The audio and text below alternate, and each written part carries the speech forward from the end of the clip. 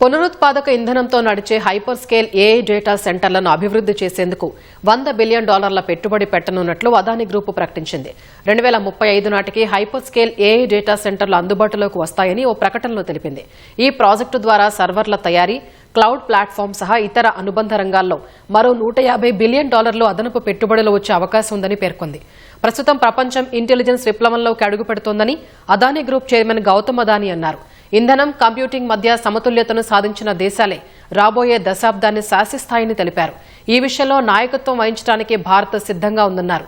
ఏ యుగంలో భారత్ కేవలం వినియోగదారుగా మాత్రమే మిగిలిపోదని, సృష్టికర్తలుగా, ఇంటెలిజెన్స్ ఎగుమతిదారులుగా ఉంటుందని విశ్వాసం వ్యక్తం చేశారు. అందులో భాగస్వాములు కావటం తమకు గర్వకారణమని అదానీ తెలిపారు. ప్రస్తుతం అదానీ సంస్థకు 2 గిగావాట్ సామర్థ్యంతో కూడిన డేటా సెంటర్లు ఉండగా దాన్ని 5 గిగావాట్లకు విస్తరించాలని లక్ష్యంగా పెట్టుకుంది. అందులో భాగంగా విశాఖలో గిగావాట్ సామర్థ్యంతో ఏఐ డేటా సెంటర్ను నెలకొల్పడానికి గూగుల్తో అదానీ గ్రూప్ ఒప్పందం చేసుకుంది. హైదరాబాద్, పుణేలో డేటా సెంటర్ల ఏర్పాటుకు మైక్రోసాఫ్ట్తో ఒప్పందం చేసుకుంది.